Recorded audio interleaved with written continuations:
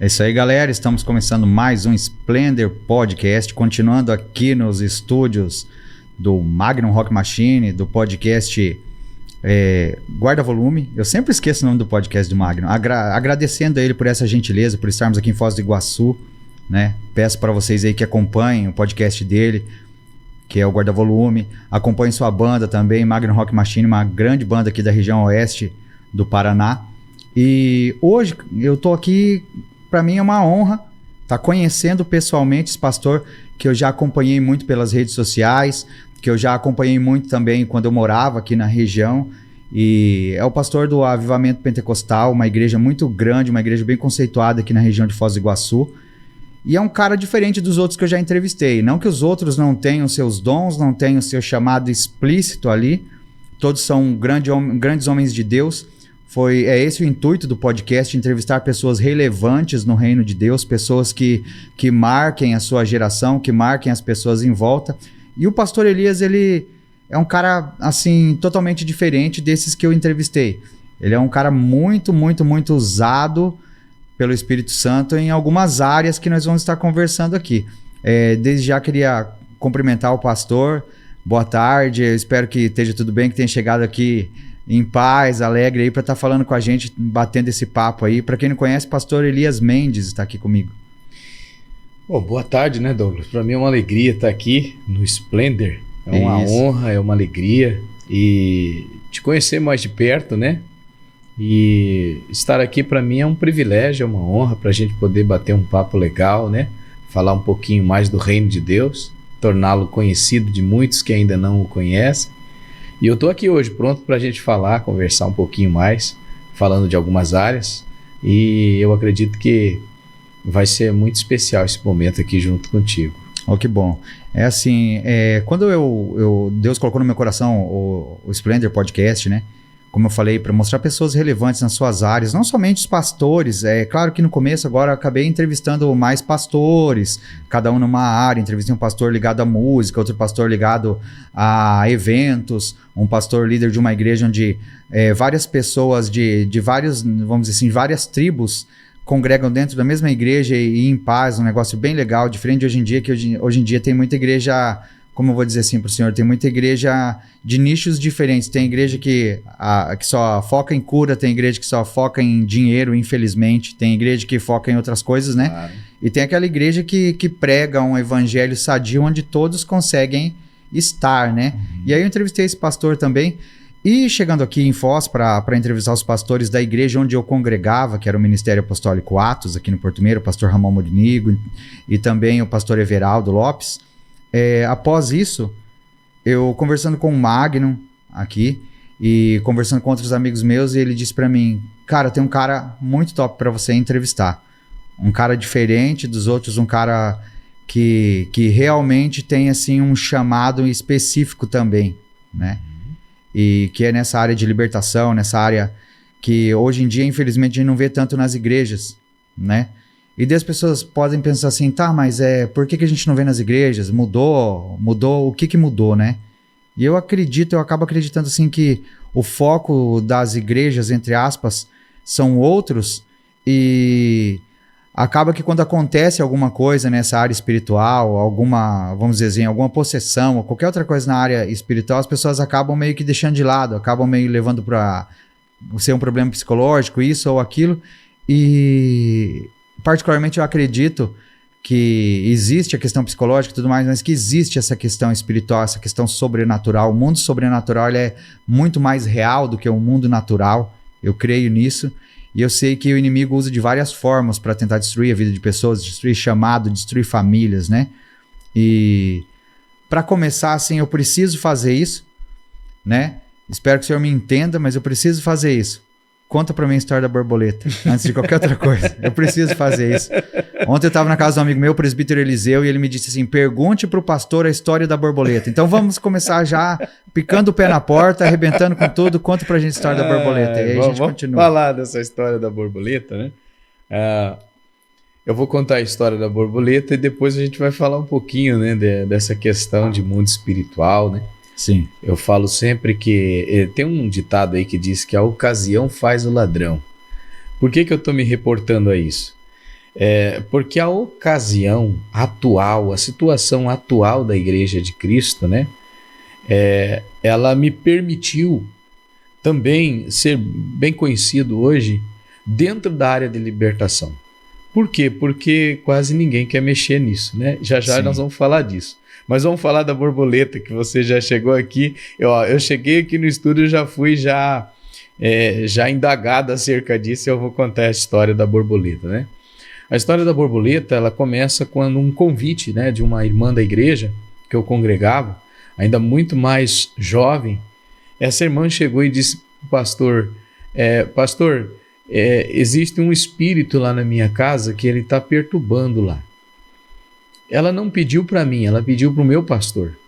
E o meu pastor acabou me designando para a missão.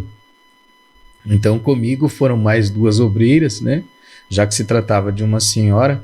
E quando nós chegamos lá para entrar, para orar na casa dela, a minha pergunta logo na porta da casa dela, eu disse para ela qual é o espírito que lhe incomoda, que lhe oprime, qual é o espírito opressor, né, que está aqui nesse ambiente que a senhora pediu para que a gente viesse orar. A senhora tem como me dizer? Ela era uma senhora bem de idade já. Ela disse, sim, ele sempre está aqui no quarto. Eu disse, mas será que é físico, né? Eu fiquei curioso. E ela me levou, eu cheguei num lugar assim que tinha uma mesinha. Aí ela apontou para a mesa e disse, aquele é o espírito que me incomoda. Eu olhei, não vi nada, era apenas uma mesa com um vaso de planta assim. E aí eu disse, mas qual, senhora? Ela disse, olha bem lá na ponta. Eu olhei, tinha uma borboleta que abria a asa assim, fechava, uma borboleta pretona assim e tal. Aí eu disse, a senhora está se referindo àquela borboleta? Ela disse, sim, esse é o espírito que incomoda aqui na minha casa. Aí eu acabei rindo, né, dela. Eu falei, mas como uma borboleta incomodando? Eu disse, o que é que ela faz? Ela faz muita coisa aqui, ela derruba as coisas, ela quebra as coisas aqui. Eu disse, é impossível, eu nunca tinha pegado nenhum caso como esse, já embora trabalhando na libertação muito cedo. Mas eu até fiz uma piada, eu disse, não, então nós vamos orar e vamos expulsar esse espírito de borboleta aqui agora da sua casa. Aí as obreiras estavam próximo de mim, entrando na porta assim, aí eu levantei a mão e disse, a senhora pode abrir a janela? Ela abriu a janela e eu disse, olha, espírito da borboleta, saia em nome de Jesus, porque eu nem sabia como que eu ia orar com a borboleta. Sim. Quando eu orei, aquela borboleta saiu daquele lugar, sobrevoou, e veio e pousou sobre o vaso que estava em cima da mesa. Aí aquela senhora disse para mim, fica olhando o que ela faz. A borboleta pousou em cima da mesa assim e arrastou. Um vaso pesado, arrastou e caiu, virou em cacos. Meu Deus. Aí eu me arrepiei, aí eu falei, nossa, eu nunca tinha visto isso na minha vida. Aí nós começamos uma oração de guerra naquele lugar e aquela borboleta começou a sobrevoar de novo, ela voou, ficou sobrevoando dentro daquele quarto, e aí nós orando, expulsando, ela saiu pela janela assim da casa e foi embora. Aí quando eu terminei aquela oração de guerra, que eu olho para aquela senhora, ela estava possessa por um espírito. Foi uma batalha terrível.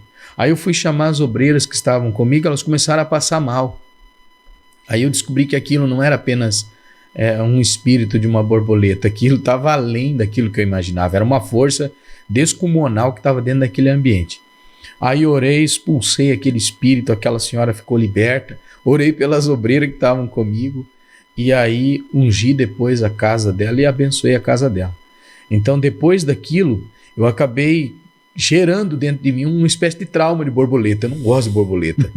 Pode ser um bichinho inofensivo, não vou atribuir ela de forma nenhuma, me tornar um religioso, quer dizer que toda borboleta é do bicho, de jeito nenhum, né? Mas eu particularmente não gosto. Se eu vejo uma lá na minha casa, já dou um jeito de tirar ela para fora, eu não gosto. Porque já lembro daquele episódio. Situação já. Então essa é a história da borboleta, né? Aqui. E como que o senhor começou nessa área?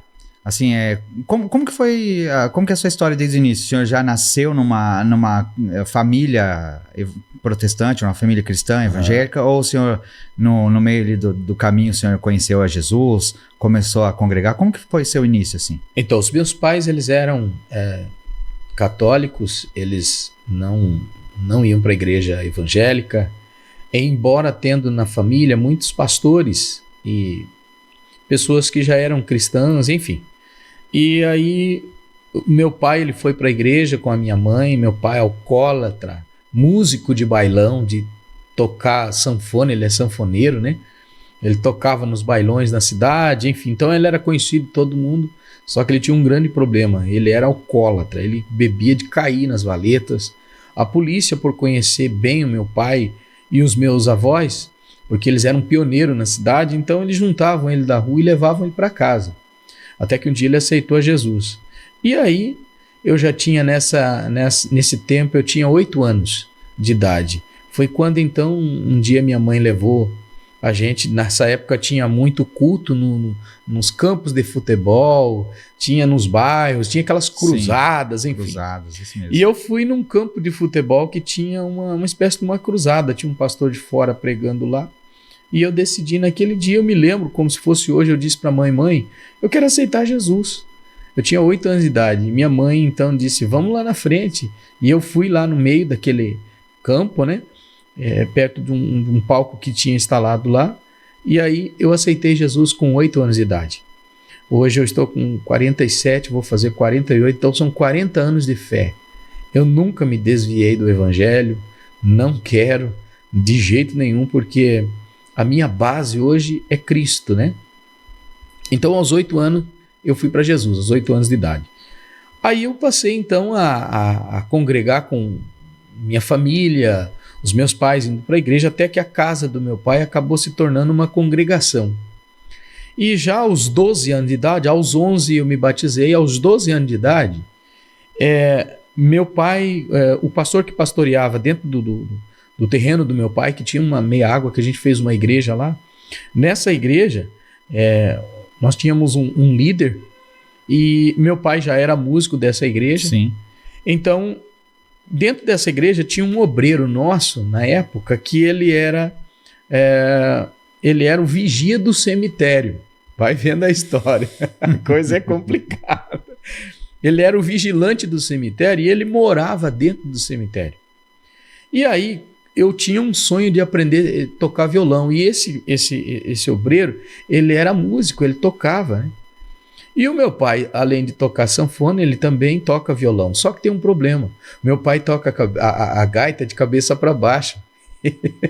E o violão também. Então, como que ele ia me ensinar? Entende? Eu falei, como é que eu vou aprender com meu pai? Sobrou então esse irmão. Aí eu falei para ele, meu querido, eu queria muito aprender a tocar violão. Meu pai não tem como me ensinar. Ele troca ao contrário. Ele é canhoto? Ele é canhoto. Aí ele disse para mim, então vamos fazer o seguinte. Se você quiser ir lá em casa, depois do culto, dá um pulinho lá. Eu te ensino. Sempre depois do culto, se você quiser aparecer lá, eu vou te ensinar algumas notas. E eu fui nisso. Só que tinha um problema. Eu tinha que entrar dentro do cemitério para ir lá. Cara, era um perigo aquilo de noite. Eu tinha um medo, né? Mas eu cheguei lá. Já tinha os meus 12 anos. Cheguei lá, meio pacato, entrei. Aí ele começou a me ensinar a tocar e tal, e eu fui aprendendo ali algumas notas com ele. Aí um dia ele disse para mim, cara, vamos fazer o seguinte, se você quiser você posa aqui hoje. Eu falei, não, eu vou para casa. Ele falou, não tem perigo, eu falo com teus pais, você posa aqui. Então tá bom, vou posar aí. Tremendo de medo. Só que o que eu não imaginava é que ele faria uma coisa naquela noite que seria o pontapé inicial para tudo que hoje eu faço e prego e defendo. Naquela noite, logo depois da gente fazer alguns acordes ali, ele me ensinar, ele estava dando já quase acredito que era uma meia-noite por aí. Ele disse para mim, eu vou precisar da tua ajuda, eu vou fazer um negócio hoje, eu quero que você não fique com medo. Eu disse para ele, cara, o que você vai fazer? Ele falou, não, fica tranquilo, tá tudo sob controle.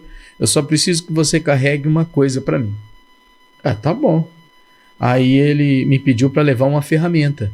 E eu peguei aquela ferramenta, era uma pazinha pequena, né? E uma lanterna, porque era um breu. E aí nós fomos. Aí ele disse, nós vamos lá na Cruz Mestre, que era a cruz central do cemitério. Eu morrendo de medo, agarrei nele assim na mão dele, falei, cara, não faz isso. Ele falou, não, vamos lá, não tenha medo não.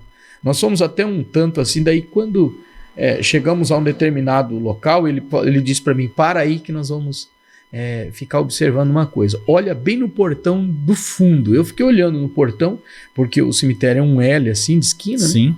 E eu fiquei olhando naquele portão de esquina e eu vi algumas luzes se mexendo. Aí eu disse para ele, que é isso aí, irmão Zé? Ele disse para mim, aquele pessoal, é um pessoal que está saindo agora. Aquela luz que você está vendo são velas acesas. Eles acabaram de fazer um trabalho lá. E agora nós vamos lá desfazer esse trabalho. Eu falei, não, eu não vou não. Ele falou, não, você vai junto comigo.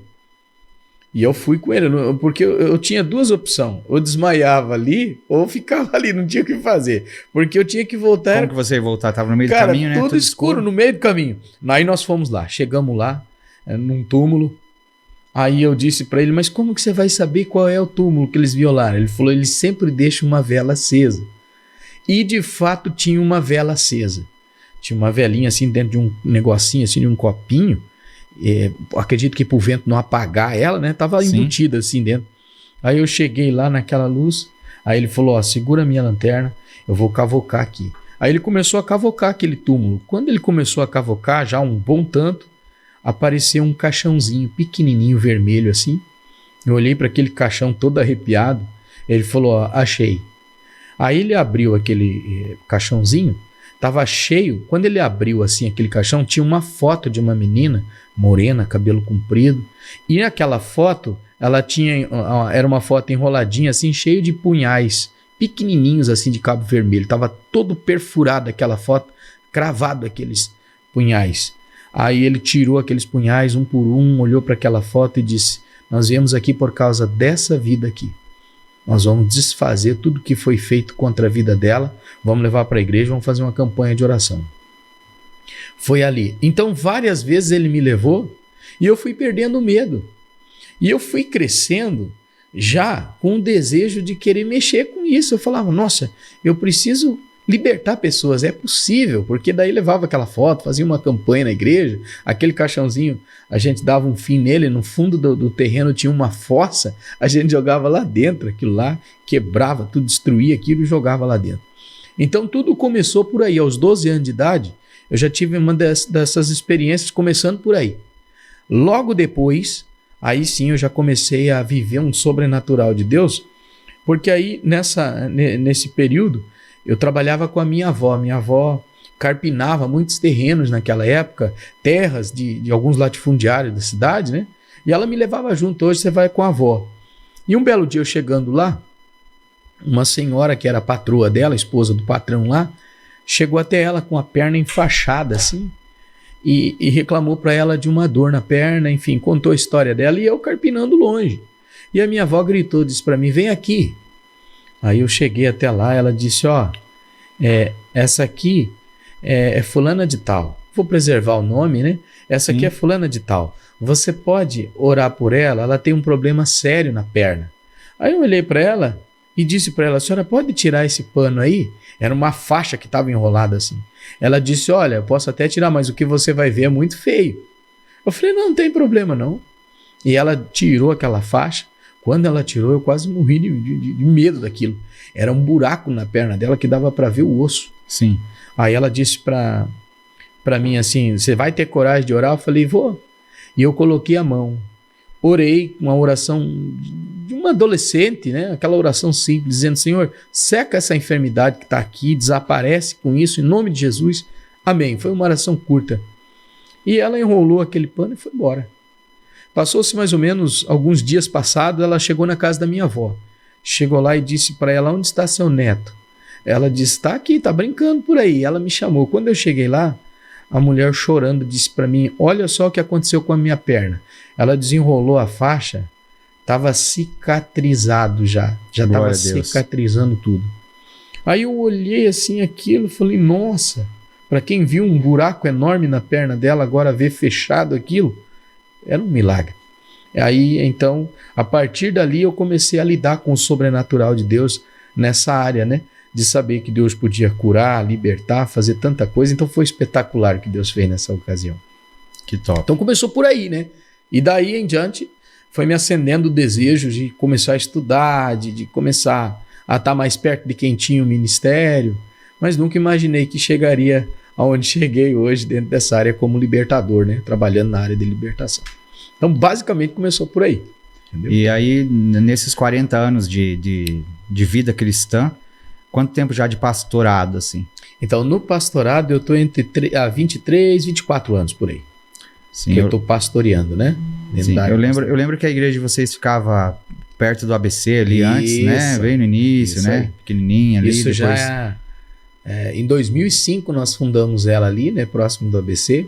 Sim. Ali tudo começou ali, né? A nossa igreja, na verdade, ela começou numa casa, aqui na Vila A, né? Você conhece a cidade? Sim. Eu comecei numa casa ali na Vila A, na Alameda Jaó 98. Começamos ali um culto familiar de convidar os vizinhos. Começamos a se reunir ali. Ela começou a tomar uma proporção. Acabamos então fazendo os nossos cultos dentro do monte, né? Ali no EAD Sul tem um mato ali em frente ao portão de acesso do Porto Seco. A gente entrava a orar ali. Começou a crescer tanto, chegou uma hora que não tinha mais onde comportar pessoas, então nós migramos ali onde você conheceu aquela ali. Em 2005 a gente estava fundando ali a Igreja do Avivamento Pentecostal ali é onde iniciou tudo. E me fala uma coisa sobre o monte, assim, sobre oração no monte. Por que o senhor acha que hoje diminuiu muito a oração no monte? As igrejas pararam de... O que o senhor acha que vem acontecendo com a igreja atual para estar acontecendo isso? Eu penso que existem vários denominadores. Numa linha de pensamento, eu penso que várias coisas estão contribuindo. Primeiro, pela própria palavra de Deus, dizendo que com o passar do tempo, com o avanço da ciência, né, o amor de muitos se esfriaria. Penso que essa seja também um fator fundamental, o esfriamento espiritual. Por que o avanço da ciência? Porque a ciência implantou no nosso meio tanta coisa tecnológica, tanta coisa que encheu, né, os olhos de todo mundo. Hoje as pessoas passam mais tempo vendo um celular, na frente de um computador. Algumas que até desistem sequer de ir para a igreja, preso por um aparelho celular. Você veja que se você esquecer a sua Bíblia, dificilmente você volta a buscar, mas se for o celular, o camarada dá um jeito e volta, entende? Então, a ciência ela parece ter proporcionado muito, colaborado muito com isso, né? E também, sem dizer que é uma crença minha. Eu penso que quanto mais o tempo vai passando e vai se abreviando a volta de Jesus, com isso também vão aumentando os avanços no que diz respeito às batalhas espirituais. As guerras no mundo espiritual elas vão se tornando cada vez mais fortes. Então, a nossa geração vai ficando despreparada, espiritualmente falando, do lado bom, enquanto o mundo das trevas vai se preparando para vencer, nós vamos ficando despreparados, porque nós estamos desligados daquilo que a gente precisaria estar ligado, que é o jejum, a leitura da palavra, a oração. A nossa geração hoje ela vai para a igreja e não ora. Você vai ver, antigamente a gente chegava na igreja, era lei. A gente chegava, dobrava o joelho antes de começar o culto. Sim. Tinha aquele momento ali com Deus. Quando você levantava, depois de 15, 20 minutos de oração de joelho, você sentava ali, seu culto já começava pelo caminho. Você chegava lá, você não tinha problema. O pregador não precisava ter renome, não precisava ter patente, não precisava ter status. Às vezes era um obreiro tão simples da igreja, mas o que estava em xeque não era nem o nome, né? Era a essência daquilo que já estava naquele ambiente. Era o tempo de oração, era o jejum, a consagração das pessoas. Nesse tempo atual, dificilmente a gente encontrar hoje crentes que ainda mantenham essa chama acesa. Então, elas saíram do monte, elas desistiram da oração, elas parece que estacionaram-se na fé, e o mundo espiritual vem colaborando muito com isso, né? Vem crescendo os avanços do inimigo, vai apertando cada vez mais, e infelizmente a preocupação que fica é como que vai ser os nossos filhos, né? Eles serão posteriores a nós.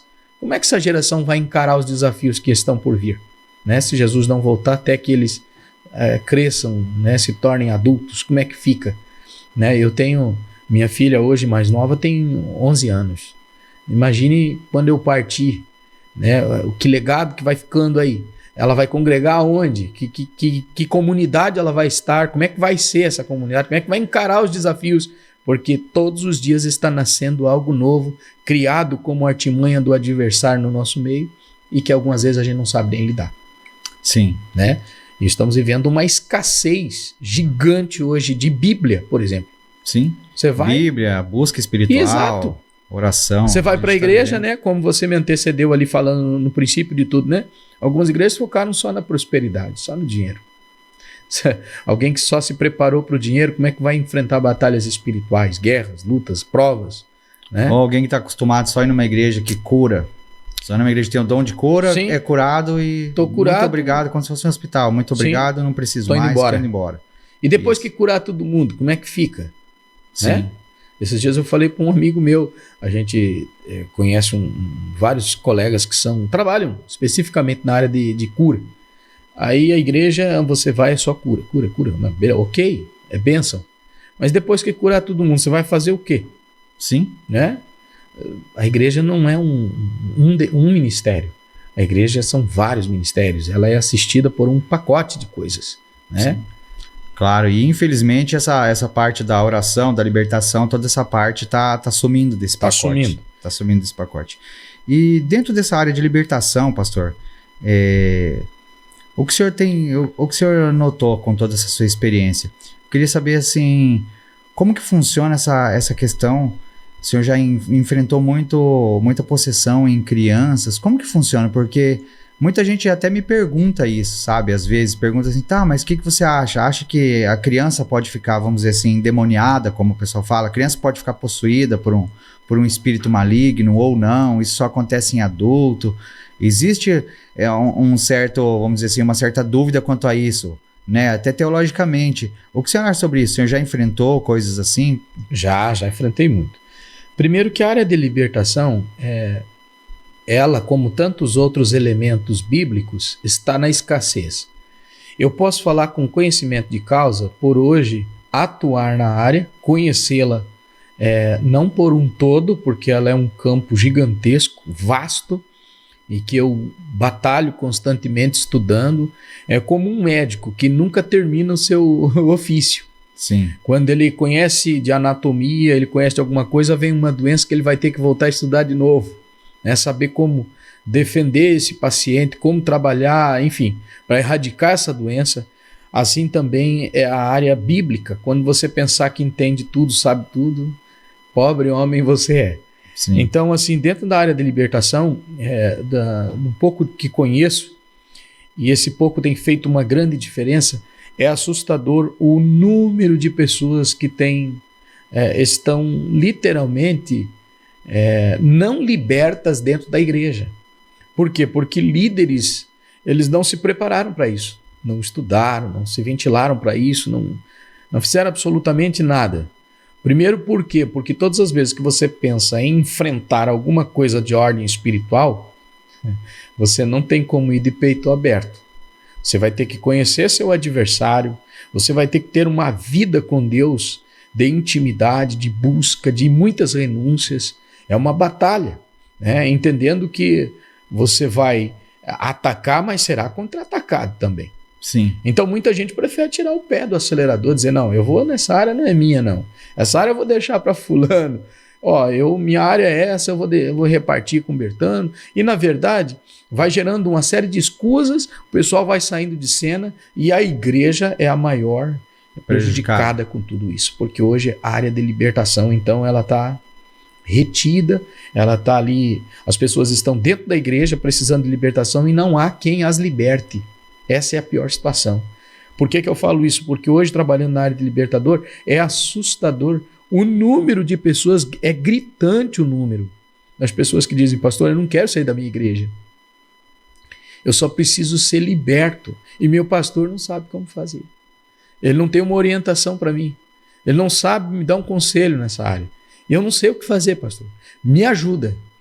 E aí, como é que você vai ajudar todo mundo? Não tem como. Hoje eu atendo gente da Alemanha, Inglaterra, Itália, França, Brasil. Já atendi gente da Coreia do Sul. Entende? Hoje fazendo mentorias, atuando nessa área, dando nortes, conselhos, buscando auxílio para essas pessoas, mesmo à distância, a bem de que elas possam ser libertas dentro da igreja o lugar onde elas precisariam ser libertas.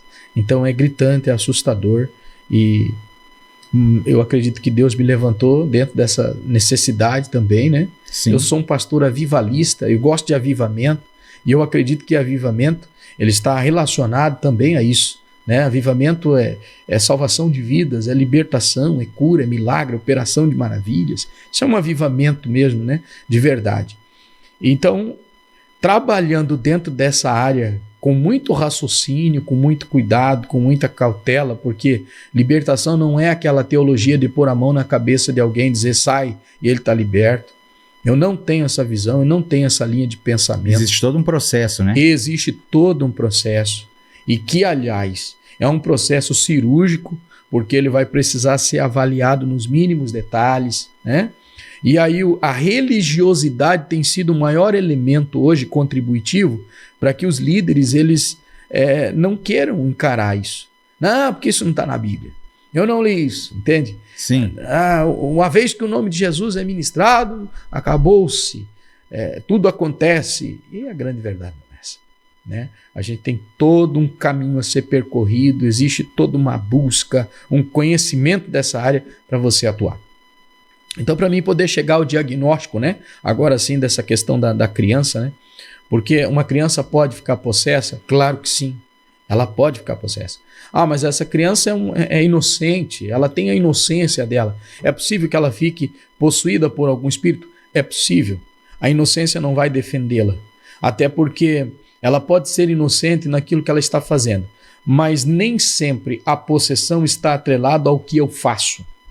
Uma possessão pode acontecer por conta daquilo que me foi oferecido. Por exemplo, eu nasci e não tinha conhecimento de que minha mãe me consagrou no ventre. Então essa criança, ela já vai nascer vivendo uma vida de perseguição espiritual. Ela foi consagrada pela mãe, alguma entidade, alguma coisa, algum espírito opressor. Então, existe essa probabilidade dela ir crescendo, já desenvolvendo essa porta de acesso para que o inimigo possa usá-la, tomá-la, trazer sobre ela todos os seus julgos, entende? Porque o inimigo ele não trabalha como muitas pessoas pensam, né? Ele vai pular aqui na minha frente com um chifre, com um tridente, com cauda e vai me possuir. Não. O inimigo ele trabalha de uma forma oportunista. Sorrateira, né? Sorrateira, ele é ardiloso, ele é sagaz, ele é astuto e ele vai trabalhar com um grande elemento chamado legalidade. E dentro, então, assim, dentro dessa linha de raciocínio, essa legalidade não é só... Não tem como a criança dar essa legalidade. Essa legalidade são os pais. Isso, ela pode ter essa legalidade. Aqueles que estão em volta dela, com a responsabilidade sobre a vida da criança, da formação da criança. Eles dão a legalidade para que eles abrem a porta para que essa entidade, ou para que essa seta maligna ali entre e cause todo o estrago. Exatamente, porque nós estamos debaixo de uma tutela paternal. Nós estamos debaixo de uma paternidade. Então, assim... uma criança ela não tem comandos, ela não tem domínios, ela não exerce controle de nada. Ela é apenas uma pessoa que está ali debaixo da tutela de alguém, cuidada por esse alguém, entendeu? Então, esse alguém pode trazer? Pode. Por exemplo, é visível que a gente carrega esses traços conosco, né? Trazemos no nosso perfil aquilo que é dos pais. Então, essa probabilidade dessa criança sofrer uma perseguição espiritual e até mesmo uma possível possessão advinda dos pais é quase 100%. Lamentavelmente, algumas vezes as crianças respondem pelas iniquidades dos pais. E qual é o caso que mais te marcou com criança, assim, que o senhor teve que atuar, que mais te marcou? Eu já peguei vários casos de criança, né? Mas um dos casos que eu também pude ver de criança foi dentro da igreja mesmo. Existem crianças, hoje a gente precisa ter assim um tato para poder ter um diagnóstico preciso. Por quê? Porque a modernidade trouxe consigo algumas patologias no que diz respeito a doenças hoje, que a gente precisa saber discernir o espiritual, sabe, do material. Do psicológico, né? Do psicológico, Sim. do emocional. Por exemplo, uma criança autista, por exemplo, ela vai apresentar diversos comportamentos dentro da igreja, né? Um autista, dependendo do grau que ele tem de autismo, ele vai ter comportamentos, ele não vai parar, vai correr, vai ser imperativo, não vai se aquietar, enfim. Existem tantas outras modalidades dentro do autismo ou qualquer outra patologia. Então, assim, eu não posso pegar uma criança que pode ser autista lá e dizer, não, essa criança está possuída, tem um espírito nela, alguma coisa. Não, eu preciso saber discernir uma coisa de outra. Agora, existem aquelas que podem estar sofrendo uma influência do inimigo e essa criança, ela não se aquieta. Ela é diferente de um autista, ela não se aquieta. Nada faz essa criança parar. Ela bate na mãe, ela agride, ela dá tapa no rosto, ela cospe na mãe. No culto, ela vira piruletas, ela faz absurdos. Você pode ter uma atenção porque alguma coisa não está certa aí. Alguma coisa não está certa. Então, já peguei casos de criança nesse sentido de orar. A mãe dizer, pastor, eu não sei mais o que fazer. Vamos orar, vamos...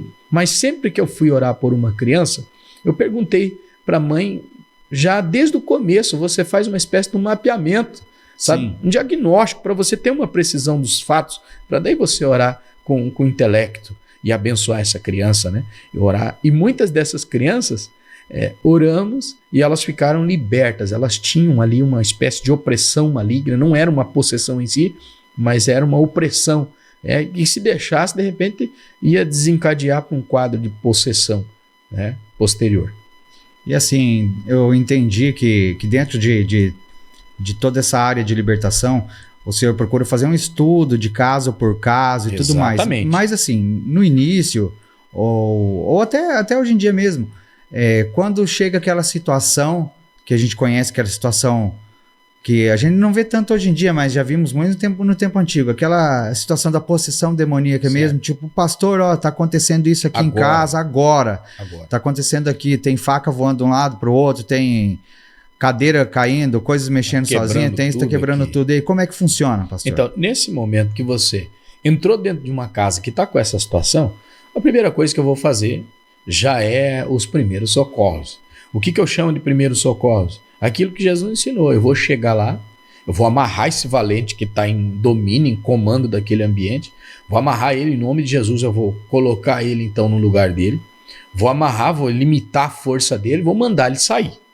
Eu libertei essa pessoa ali, de momento. Eu trabalhei o momento, não a história dessa pessoa. Sim. Esse é o mal hoje daqueles que não lidam com libertação, porque aí é só aquela teologia do sai-sai. Mas o que é a possessão em si? Primeiro, a gente só vai entender essa primeira parte conhecendo a segunda. Então, a segunda parte, o que é a possessão? A possessão é nada mais, nada menos do que quando o adversário, ele se assenhora de um lugar. Ele diz, esse lugar é meu, eu vou entrar ali e vou dominar. Aí você pergunta, mas por que você vai dominar? Primeiro, ele não vai dominar aquilo que não tem nada dele. Ele não vai dominar. Não é dele, não tem nada dele, então não tem legalidade. Não tem por que ele ficar ali. Até a própria palavra diz que aquele que é de Deus, o maligno não toca. O que está dizendo? Não tem legalidade. Não deis lugar, diz a Bíblia. Não permita. Então, a minha permissividade, a minha legalidade, dá o direito dele entrar e dominar. E quando ele domina, ele faz dessa pessoa o que ele quiser. Então ele toma posse desse alguém. E esse alguém se torna literalmente um escravo, um cavalo dele, que ele vai fazer o que bem quiser. Então, ele dominou tudo ali. Acabou. Hoje, cientificamente falando, entende-se que a possessão demoníaca na vida de alguém é um demônio que entrelaçou tudo dentro dessa pessoa, inclusive os ossos, né? Tornando essa pessoa uma pessoa fraca, zanzinga, uma pessoa sem força, e que quando essa pessoa entra no estado de possessão, é como se ela estivesse tomando um choque, uma energia, uma corrente elétrica disparada nela, fritando ela, literalmente. Então, esse alguém perdeu o controle, esse alguém está dominado. Então, mas por que ele chegou lá? Qual foi o fator único que levou ele para lá? A legalidade de alguma coisa que ele encontrou lá e disse, por aqui eu vou entrar. E vou começar a bagunçar essa casa, vou fazer o que eu quiser. Então, o que a gente coloca hoje na condição de legalidade? Pecados não confessados. Legalidade, não é mesmo? Eu não confessei isso, eu tenho um coração rancoroso, eu guardo mágoa, eu tenho iras, eu tenho pecados escondidos que eu nunca confessei, eu tenho uma série de pecados que eu poderia nominá-los aqui. Isso tudo são legalidades, né? Lugares que eu frequento, onde eu vou, que é totalmente contra aquilo que vai nos meus princípios cristãos. Sim. Eu considero um portal, uma porta aberta. Ele vai entrar por aí, né? Ele vai entrando por aí. Outra coisa que vai dando legalidade, que as pessoas pensam, não, isso não. Eu vim para a igreja, eu conheci Jesus, mas eu vim de uma vida toda torta, cheia de coisa. Eu só aceitei Jesus e dei sequência na minha vida. Peraí, quanta coisa estava ligado em mim que eu não desliguei, não pensei em desligar? A Bíblia diz que tudo o que é ligado aqui na terra está ligado no céu. Eu preciso me desconectar. Então eu me conectei com o céu, eu conheci Jesus, eu entreguei minha vida para Jesus. Ok, então vou precisar fazer uma renúncia de tudo isso aqui que eu estava ligado. Entendi. Eu vou ter que tirar da tomada do mundo tudo aquilo que estava ligado em mim. Aí o que é hoje a visão de muitos líderes? Eu não vou aqui generalizar. Aceitou Jesus, meu filho, está na frente do altar, está perdoado, acabou o seu problema. Livre. Está livre. E não é bem assim. Aí faz aquela citação, se o filho vos libertar, verdadeiramente sois livres. Ok, o texto é. Mas no contexto geral, tem todo um trabalho a ser feito. Todo um processo, todo um processo. Todo um processo. Existe um processo. Acompanhamento, né? E que aí sim requer. Então, eu cheguei na casa, voltando para o assunto. Coloquei então as minhas mãos, dei uma ordem, manietei aquele espírito e mandei ele sair. Saiu. Ok, essa pessoa está liberta. Agora começa sim o fator libertativo. Não posso ir para casa e dizer, você pode ficar bem, acabou.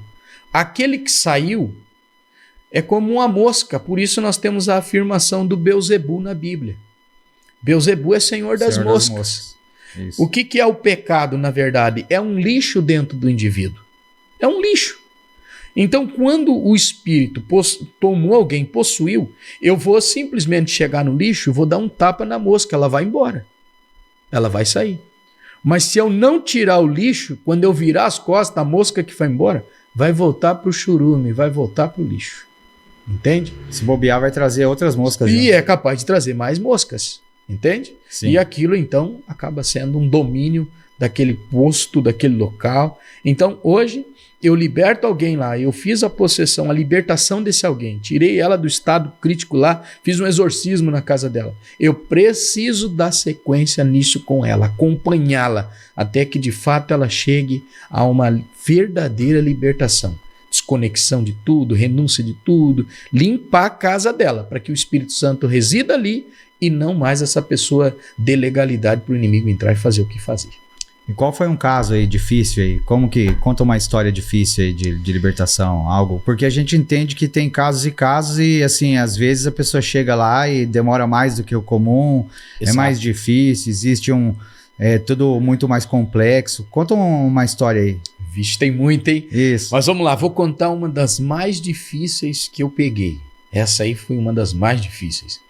Até porque assim, muitas pessoas elas me acompanham hoje, nas minhas páginas, já me conhece, então muita gente pensa que eu sou um exorcista. Eu não sou exorcista, eu sou um libertador, é diferente. O exorcista Sim. é o cara que vai lá e faz exorcismo. Eu não, eu sou um libertador, eu dou norte para as pessoas, eu ensino, eu mostro para elas, eu faço um diagnóstico, trabalhando com elas, dizendo, fuja disso, nós vamos desconectar disso, e não propriamente um exorcista. Então o que acontece? Eu fui convidado para chegar numa cidade aqui próximo de nós, chama Ramilândia. Sim, conheço. Próximo ali, Agrocafieira, enfim. Quando eu cheguei nessa casa, depois do pedido de uma mulher, ela disse para mim, olha, a minha irmã está possuída por um espírito opressor. Vamos lá, eu estava acostumado com isso, vamos lá.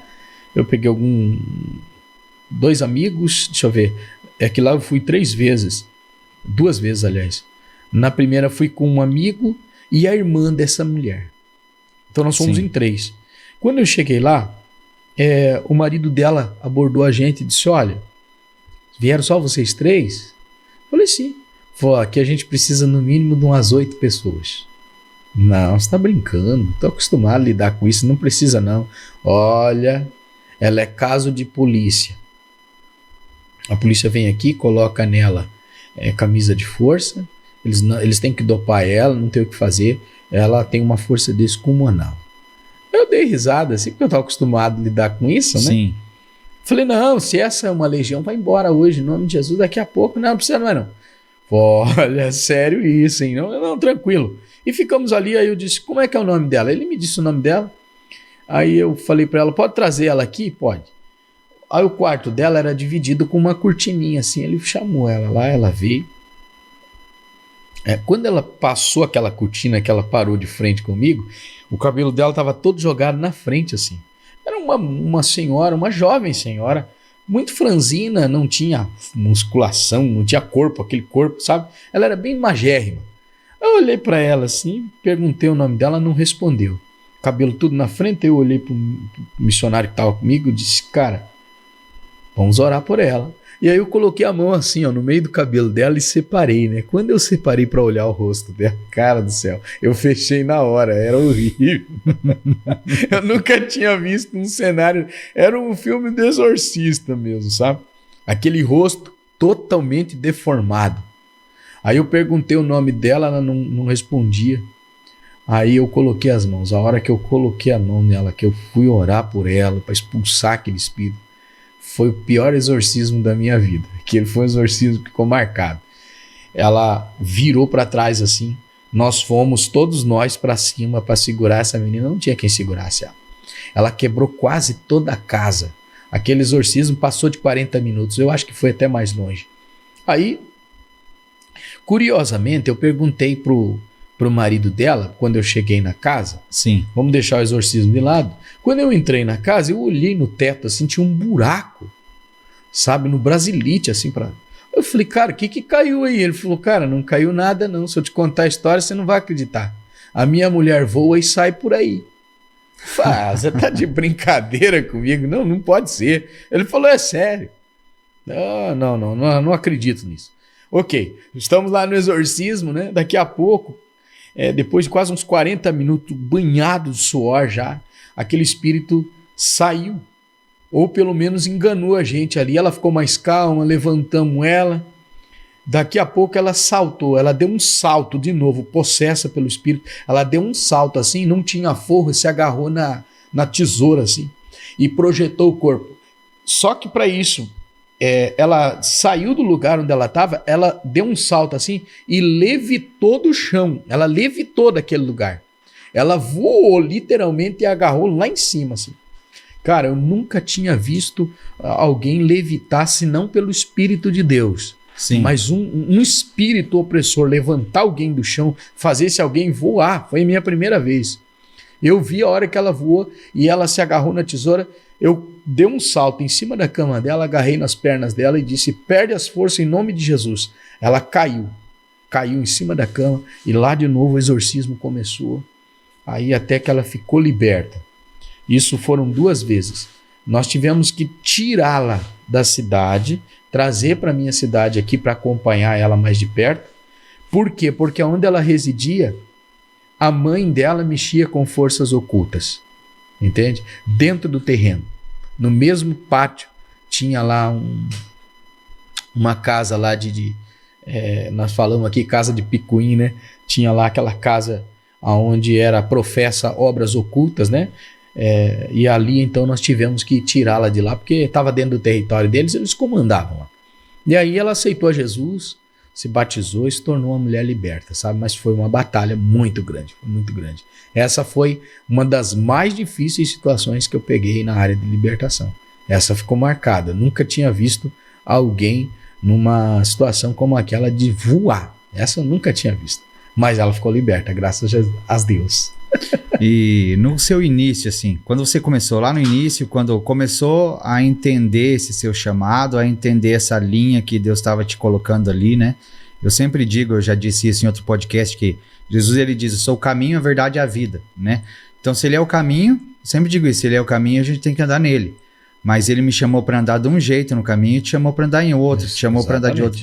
Para cada um ele vocacionou para algo. Perfeito. E quando você começou a entender que ele te vocacionou para isso lá no início, você não tinha toda essa preparação que você tem agora, claro, porque a gente durante todo o tempo a gente vai se preparando, vai aprendendo, a vida é um eterno aprendizado, né? Exato. E no início, me conta aí uma história do início.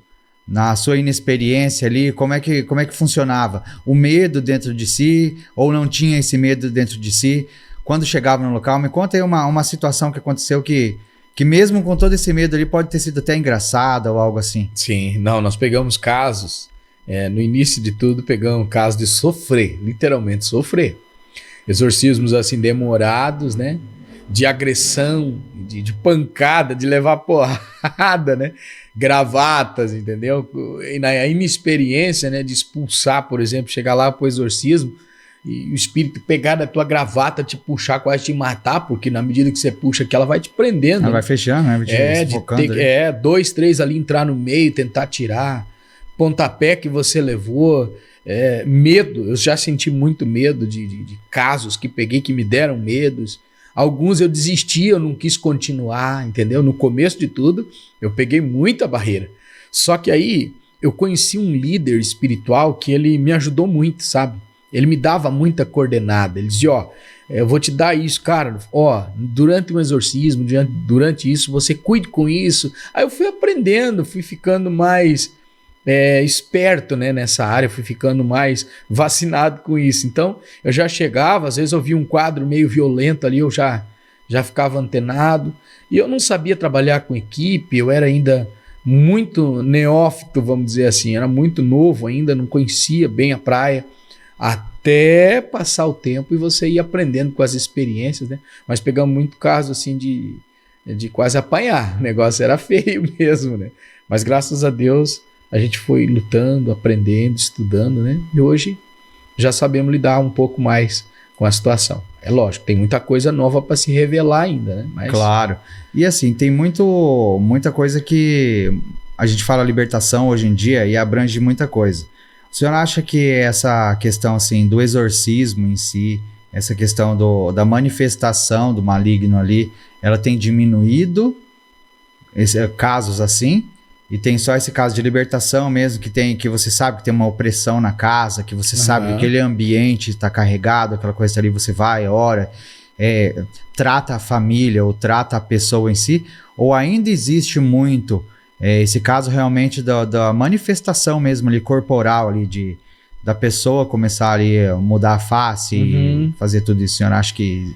Eu penso que diminuiu e muito. Antigamente, na igreja, pelo menos desde quando eu venho caminhando na fé, nossa, isso era muita gente que vinha para a igreja e era manifesto, né? Sim. Se manifestava nos cultos. Hoje nós temos aí quase zero. Dificilmente você encontrar. Penso que, de repente, seja a não abordagem mais como antes, porque os nossos primórdios, eles abordavam com mais frequência Sim. isso, né? As orações, por exemplo, dos cultos de libertação. Lembra dos cultos de libertações? Sim. Nos cultos de libertação, toda sexta-feira o pessoal gostava, quinta. Né? Quinta, sexta-feira forte da libertação. Sim. Então eram específicos, né? Trabalhavam. Então as pessoas iam para o altar, os obreiros se preparavam. Eu me lembro que na minha época tinha aqueles corredor de fogo que eles faziam, ungiam as mãos das pessoas, oravam. Então parece que isso mexia mesmo de fato, parece não mexia, né? Então tudo que estava escondido ali começava a vir à luz, né? Vinha à tona, as trevas não resistiam e fugia. Os espíritos eram tirados, eram expulsos, né? Eram libertos. Hoje nós temos uma minoria, é muito difícil entrar alguém possesso no culto e ficar desinquieto, por exemplo. Como que a gente já detectava, né? No meio do louvor, no meio da adoração, a pessoa já estava inquieta, suando frio, querendo sair para fora. Aí já ali, nem esperava o pastor, um obreiro já abordava, orava, aquela pessoa já ficava possessa, já vinha 2, 3 ali, expulsava e beleza. Hoje a gente não vê isso mais com tanta frequência. Não sei se por omissão de muitos, por não querer também, não sei se por medo ou o que, né? Ou se de fato as pessoas não se preparam mais para isso, não querem mais mexer com isso. Eu peguei um caso agora recentemente de alguém que disse para mim, pastor, Uma pessoa caiu possessa na igreja tal. E aí, libertaram? Não, chamaram o SAMU. Pô, o SAMU vai vir pegar uma pessoa possessa?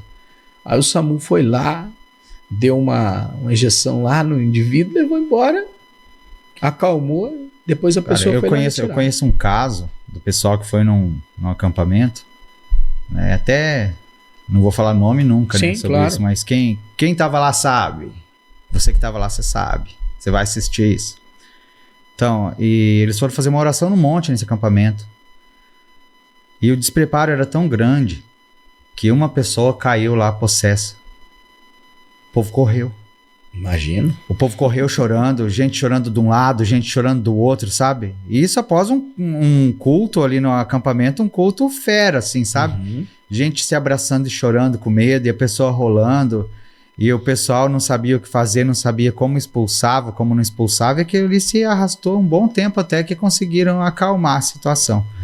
Mas eu vejo um despreparo muito grande. Eu acho que no meio disso também o próprio adversário, ele bola um jeito de hoje em dia ele não quer os holofotes para ele. Eu acho que ele quer provar, né, nessa geração que a gente tá vendo, meio que provar que ele não existe, sabe? Uhum. Então ele não se manifesta mais assim nos lugares assim, exato, porque o pessoal não tá nem aí para isso, não tá exato aí para esse tipo de libertação, né? Tem se tornado, o evangelho tem se tornado só um estilo de vida. É bonito eu falar que eu sou evangélico. É bonito dizer, eu sou evangélico, status, né? É um status, aham. O que você sou evangélico e tal? É um status para dizer que você é bonzinho, para tentar pregar pro pessoal que você é bonzinho, ganhar uns likes a mais só pela sua bondade. E na realidade, no bastidor, onde a cortina se fecha, é que só a pessoa e Deus sabe, né? Provérbios 15:3 lá, os olhos do Senhor estão em todos os lugares, vendo os bons e os maus. Então, Deus está vendo ali o que está acontecendo. E eu vejo que essa não abordagem da libertação em si, essa libertação espiritual em si, tem trazido também a igreja de hoje em dia, tem tornado ela, vamos dizer assim, com perdão da palavra, manca. Com perdão da palavra, tem tornado ela, exato, tem feito ela caminhar cambaleando para um lado. Exatamente. Né? Porque assim, quando a Bíblia diz que nós devemos crescer na graça, no conhecimento, ela balanceia as coisas ali.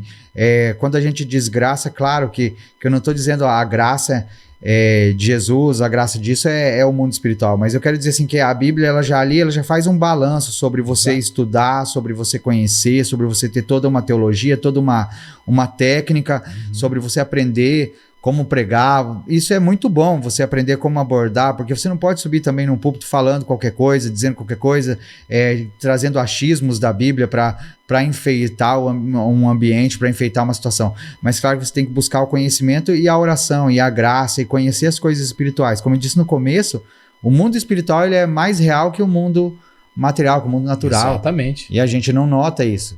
E hoje em dia, infelizmente, devido ao crescimento de algumas igrejas, entre aspas, que maquiam o evangélico pro bem próprio, né, tem sumido um pouco disso. Exatamente. E o inimigo, pela sua astúcia, ele tem tratado dentro da casa, mesmo que no escondido, ele tem começado a destruir, a quebrar os alicerces ali, exato, e destruir de uma forma mais silenciosa.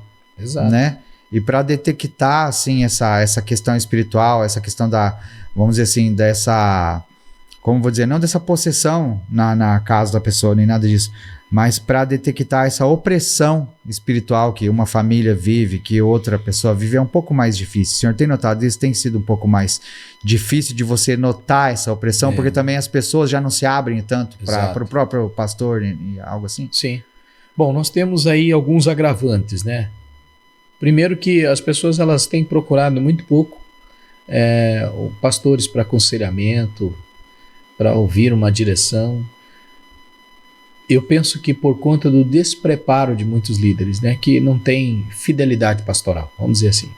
Você vai lá no gabinete, contou um pouquinho da tua história para alguém, você saiu de lá, o cara contou para todo mundo, entendeu? Então as pessoas hoje elas preferem ficar na reserva, né, ficar ali na encolha, com medo de depender do líder. Eu tenho falado isso constantemente com muitas pessoas que têm dito, pastor, eu estou te pedindo ajuda, eu preciso de libertação nessa área porque eu contei para o meu líder e ele espalhou para todo mundo, me expôs. Tá, e você fez o quê? eu não fui mais para a igreja. Não faça isso. Vá para uma igreja. Se não deu certo lá, vá para outra, mas não fique parada. Você é vulnerável. Se você já tinha essa debilidade, saiu ainda, então piora, né? Eu não julgo ninguém, eu não estou aí para falar mal de pastor, não é meu interesse, Claro. né? Mas assim, eu digo, olha, você não pode ficar fora. Então, por conta disso, esse despreparo também tem gerado no nosso meio, no meio cristão, uma espécie de uma defasagem gigante. Então hoje, para você chegar numa casa, para você poder ter acesso a muita coisa, você vai ter que ter uma intimidade com Deus muito grande. Entende? O libertador é aquele que quando ele pisa no ambiente, ele sabe que ambiente ele está pisando, sabe? Eu atendo hoje e aonde eu chego, eu sei aonde ele está, aonde ele não está. Eu sei, eu piso naquele ambiente, naquele território, eu sei se aquele território é um território de ações demoníacas, se alguém que está ali, que está pedindo pela visita, é alguém que precisa de uma libertação, sabe? Só que essa é uma linha muito fina. Por que eu chamo ela de uma linha muito fina? Porque você entrar dentro dessas questões é como se alguém estivesse numa luta de capoeira. Não sei se você já viu. Sim. Eles estão lutando. Se é uma roda e daí alguém vai lutar contra o outro, o que ele faz? Ele entra no meio da luta.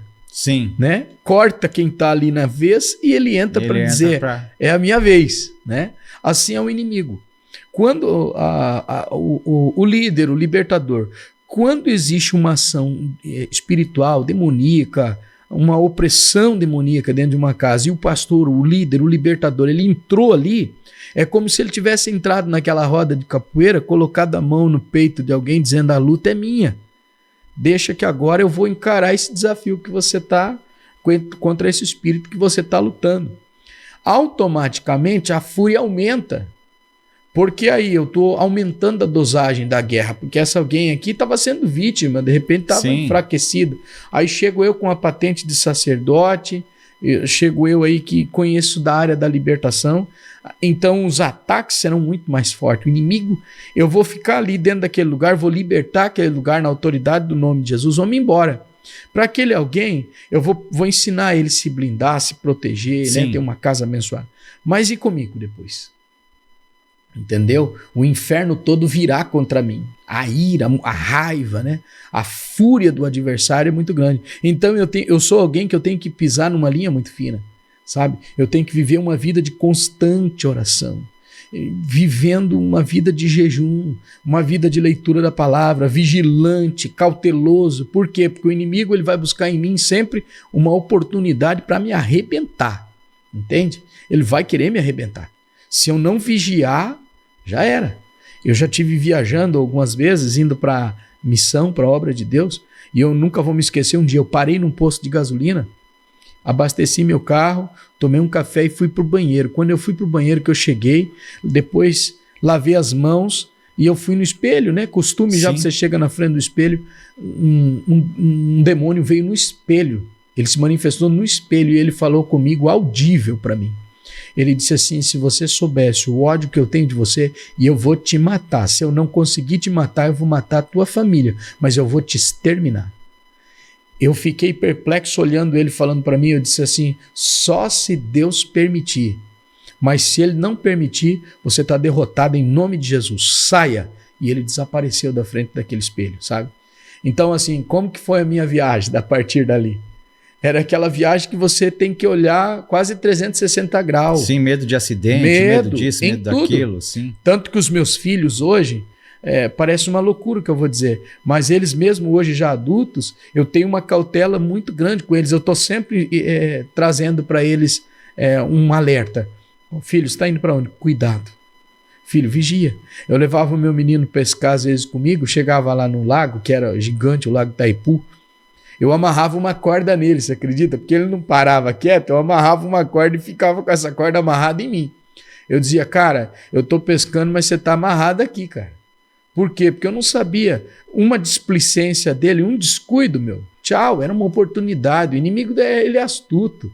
Então hoje eu tenho muita cautela, muito cuidado. Esses dias nós saímos de um evento grande e os meus filhos foram tomar um tererê à noite na casa de alguém. E tardaram vir, e eu preocupado, Eu falei, meu Deus, eu vou ligar para eles. Era quase 1h da manhã. Quando eu peguei o telefone para ligar, meu telefone tocou. Quando tocou, meu menino disse, pai, a gente não sabe como, sofremos um acidente agora. Corre aqui. Lá saiu eu, 1h pouco da manhã, estavam voltando para casa. Sim. Chego lá, meus meninos deitados no asfalto, o cara furou a preferencial, deu no meio do carro dele, um deles apagou, eles estavam com os 2 irmãos, um apagou, o outro desesperado meteu a mão no volante e desviou de um poste, entrou dentro do pátio de uma casa, derrubou o portão, e o outro carro deu PT, coisa ficou feia, e o carro deles arrebentou também. Aí eu disse para eles assim, olha, vocês não vigiaram, nós saímos de um evento essa noite, que foi extremamente abençoado, o inimigo astuto, e vocês não vigiaram. Andando uma hora dessa na rua é vulnerabilidade, Sim. no final de semana, todo mundo de gole, cuidado. O cara que bateu tava totalmente tomado, chapado, mano. Ele não conseguia nem falar. Aí eu falei, tá vendo aí? Aí eles se antenaram, disseram, ô pai, verdade, né, cara? O inimigo espera a oportunidade. E esse é um prato para ele, entende? Então, a gente tem que andar numa linha muito fina, vigiando, cuidando. É assim, hoje a minha vida é assim, eu não vacilo, eu procuro não vacilar. Estou sempre ali orando, clamando, em intercessão. Então, eu chego no ambiente, eu sei quando esse ambiente está carregado, porque eu já trabalho na área, entende? Então, eu tenho essa percepção. Então, algumas vezes eu tenho esse diagnóstico dentro da igreja, e também fora dele, entende? Então, aí é mais fácil. Mas para quem não tem esse tino, essa intimidade já dentro da área, Sim. ele dificilmente vai descobrir onde está camuflado, né? E me fala uma coisa sobre, igual o senhor falou, onde estão as coisas, onde está camuflado. Como que funciona, assim, no seu ponto de vista e em toda a sua experiência, essa questão, vamos dizer assim, de ter uma... Como eu vou dizer, tem um item dentro da casa que foi consagrado. Uhum. Que tá ali o problema. Por exemplo, um carrinho, uma boneca, sei lá, um relógio, um boné, alguma coisa assim. Como que funciona essa questão? Como que o senhor entende isso? Então, na verdade é assim, alguns casos que eu peguei, né? Eu cheguei numa casa aqui no portal, né? De uma senhora que, quando eu fui orar por ela disse para mim que naquela casa o filho não tinha paz. Era alguma coisa assim, eu não me lembro, já tem tempo, era alguma coisa assim. E aí, quando eu comecei a orar, eu disse, não, vamos orar então por essa criança. O senhor pode orar na casa? Posso orar. Eu comecei a orar. Durante a oração, Deus me deu uma visão. E eu vi uma caixa de papelão. Nessa caixa de papelão estava cheia de brinquedos. Sim. E no meio dos brinquedos tinha uma boneca separada, a cabeça da boneca do corpo. E aí eu vi aquela boneca, na visão, orando, eu vi aquela boneca separada. E aí eu terminei de orar e eu disse para ela assim, minha senhora, eu preciso que a senhora me ache uma caixa de papelão que tem aqui com vários brinquedos. Dentro dessa caixa tem uma boneca, que a cabeça dela está separada. Eu quero essa boneca. Ela tomou um susto e falou para mim, eu tenho uma caixa cheia de brinquedos. E eu vou procurar, tem muitas bonecas lá. Ela foi, achou a boneca. E disse, pastor, essa aqui? Eu disse, essa aí, traga. Quando eu abri aquela boneca, tinha um trem dentro daquele negócio que se apertava assim, saía um líquido vermelho, era tudo enrolado, umas coisas aradas, era uma obra, Sim. sabe, um ocultismo dentro daquela boneca. E aí nós desfizemos aquela obra, quebramos aquela obra, e eu ungi tudo da casa, tirei aquela boneca, levei embora, dei um fim naquilo, queimei, e aí aquela casa voltou a reinar a paz, a bênção de Deus voltou ali, né? Então, particularmente por experiências, eu tive várias nesse sentido, sabe? Já entrei em casa de dizer, ó, vamos tirar essa boneca daqui, essa boneca tem um problema. Também lembrando que o fato de usar a expressão boneca não quer dizer que todas elas sejam bonecas do mal, entende? Mas que o inimigo agiu, né? Aproveitou a oportunidade e pegou um objeto que ninguém vai fazer ideia, vai dizer não. Tem tanta coisa hoje que a gente põe dentro de casa que sem saber, na inconsciência, mas já é produto de uma consagração, ou já veio com isso de fábrica, a gente nem imagina, né? Quem antes nos antecedeu usando aquele objeto, ou mesmo zero que seja, né? Por isso eu tomo muita cautela e tudo que eu trago para dentro da minha casa, eu procuro abençoar antes de pôr lá. Desde a comida que eu vou no mercado. Eu fiz a minha compra, eu estou abençoando meu carrinho de compra, estou abençoando. Porque aquele produto que está ali que eu vou consumir, pode ter passado pela mão de quanta gente que eu nem sei quem é. Sim. Né? Quantas oferendas não foram feitas aí antes de chegar no meu carrinho e antes de chegar no meu celeiro. Então eu já estou orando, estou abençoando, além de orar na hora que eu vou me alimentar. Eu peço a bênção de Deus. Né?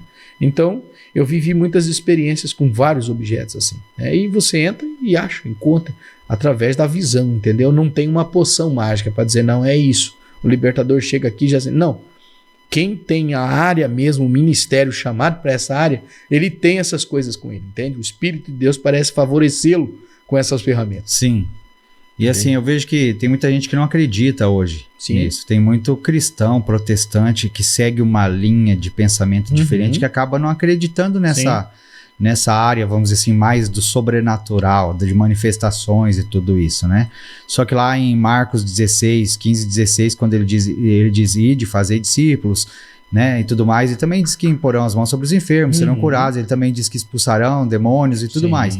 Então eu acredito piamente que isso aconteça nos dias de hoje e tudo mais, porque o inferno continua sendo o inferno, as hostes malignas continuam sendo as mesmas, o ódio deles só aumenta e tudo mais, né? Mas assim, o que o senhor teria para dizer para essa galera que hoje em dia não crê, que hoje em dia deixa essa área passar batido, não só para os pastores, mas para o povo que assiste o podcast, para o povo que olhar o podcast e dizer assim, cara, isso não existe, cara, isso é mentira. O que você tem para dizer para essa galera, assim, sabe?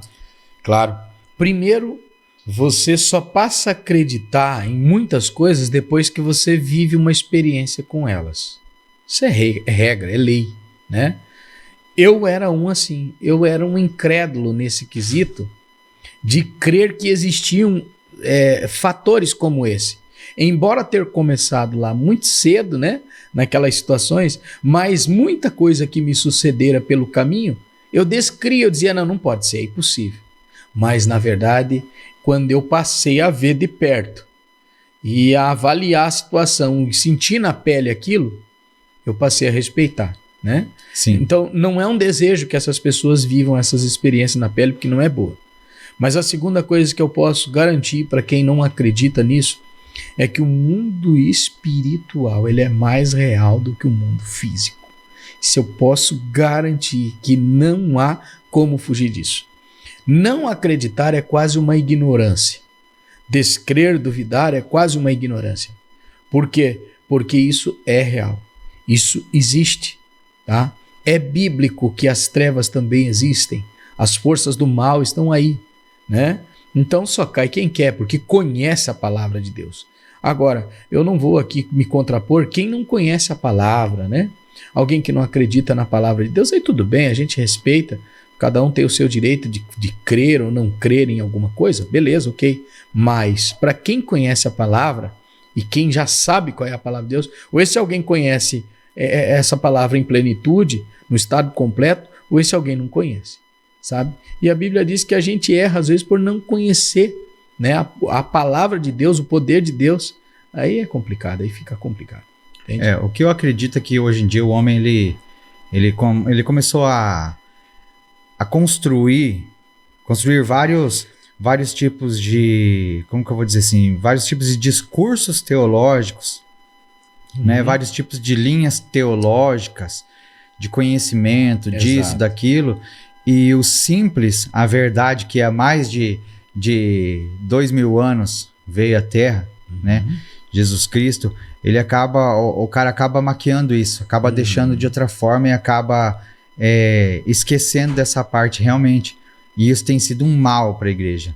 O desaparecimento dessa área de cura e libertação, que muitas vezes a gente não vê mais nos locais, tem vamos dizer assim, causado um mal enorme para a igreja. Exato. E a igreja não tem notado, né? Não tem. É como um câncer que está ali silencioso, mas que um dia, quando explode, já não existe mais o que ser feito. Já não existe mais o que ser feito, né? Exatamente. E eu agradeço, pastor, pela conversa. Eu agradeço aqui, a gente já está chegando ao final. Eu agradeço pela conversa, por todos esses ensinamentos, por tudo isso que o senhor compartilhou com a gente hoje. Espero termos outras oportunidades para compartilharmos ainda mais sobre isso, né? Para quem não sabe, o pastor já participou de vários podcasts, Guarda Volume Podcast, já participou do FatoCast, já participou do Necessário Podcast lá do meu amigo William Graziani. Então, assim, se vocês quiserem ouvir mais histórias, quiserem ouvir mais, e não são histórias fictícias, mas histórias de vida realmente, de uma pessoa que luta todos os dias buscando a libertação de outras pessoas, acompanhe também nesses podcasts. Acompanhe, claro que vão ter histórias parecidas, vão ter relatos parecidos, mas a cada vez que a gente conversa, a gente traz um pouco a mais para o assunto, a gente traz um pouco a mais de conhecimento para as outras pessoas. E hoje eu adquiri um ótimo conhecimento aqui sobre essa área de libertação. Exatamente. Né? Deus me chamou para fazer várias coisas, uma delas é a área de cura. Eu já orei por várias pessoas que foram curadas de vários outros, de vários problemas assim também. E eu tenho visto o sobrenatural de Deus, eu tenho vivido esse sobrenatural de Deus, sabe? E ultimamente ele tem se aflorado cada vez mais e mais na minha vida também. E eu fico muito feliz por entender esse caminho que o Senhor tem passado. Entender que tudo é gradual, que não existe assim um super-homem, não existe um super-pastor, não existe um super-cristão. É uma caminhada, como se fosse uma escada que a gente sobe todos os dias, cansa de subir, para um pouquinho, dá uma descansada, continua o caminho, mirando o alvo que é lá na frente. E também, quando a gente pode, a gente exerce aquele dever de carregar os nossos irmãos pelas mãos nessa escada, subindo com eles, ajudando os mais fracos a subir, né? E eu vejo isso no Senhor. Amém. Eu tenho acompanhado na sua igreja de longe, quando eu morava aqui em Foz do Iguaçu, e de lá também, eu não tenho acompanhado só o pastor exorcista, vamos dizer assim. Eu tenho visto mudança de vida na vida de outras pessoas, mudança na vida de pastores que são meus amigos, que são de lá, de outros meninos que são de lá. Eu vou citar até um deles, o Matheus, guitarrista, ele estava lá em Curitiba, ele tocou comigo esses dias atrás, lá na Jocum, eu chamei ele tocou comigo lá na Jocum, ele, a Franciele, estavam lá todos. A Franciele hoje em dia é amiga da minha esposa. Então, assim, a gente tem visto a mudança e toda a história que o Senhor tem feito em prol do evangelho, não só em Foz do Iguaçu, como também não só no Paraná, no Brasil, mas no mundo. Porque o que a gente faz aqui, hoje em dia, isso eu ministrei a palavra no outro domingo, lá em Curitiba, o que a gente faz hoje em dia ecoa pela eternidade.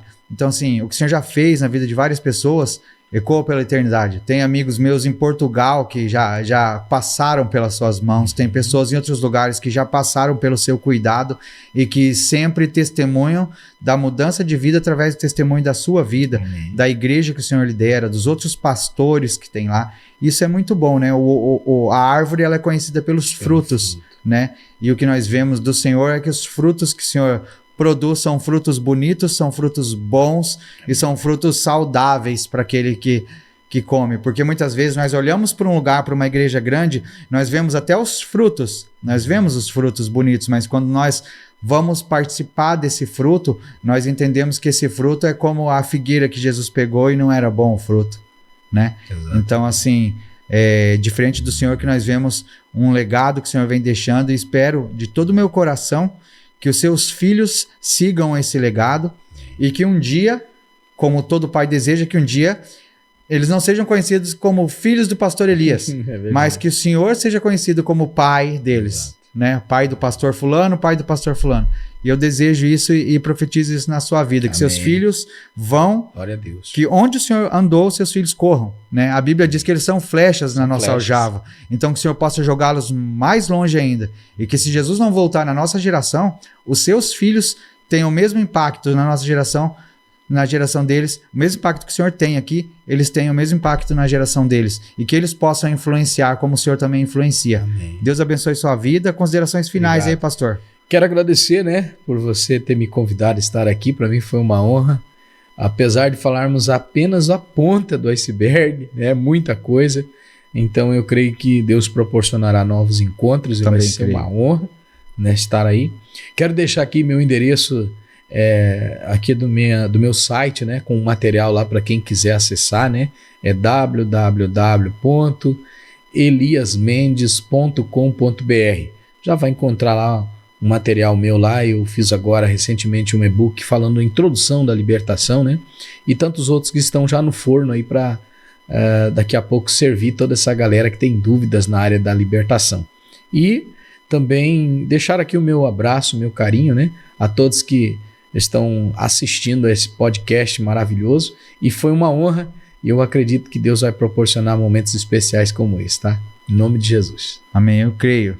Eu creio muito nisso. Galera, estamos aí então agradecendo novamente ao Magnum do Magnum Rock Machine. Cara, top. Que tava falando hoje pra mim aqui, cara, eu tô cansado de tocar, não sei o que, mas, mano, continue mais uns 20, 30 anos que você é o cara na música aqui na região, cara. E agradecendo também ao podcast dele, esse estúdio aqui do Guarda Volume Podcast, agradecendo pela parceria e por tudo que ele tem feito no momento que eu tô aqui. Vou falar uma coisa pra vocês. Que ele não quer, ele não ia querer falar isso. Mas assim, quando eu vim pra cá, a trabalho e tudo mais, resolvi entrevistar 2 pastores, amigos meus ex-pastores. E eu conversei com ele, a gente é profissional, fizemos um valor, um pacote ali, eu paguei esse valor pra ele. Quando acabou, ele disse pra mim assim, você pode escolher mais uma pessoa pra estar aqui que eu vou dar esse episódio pra você de graça.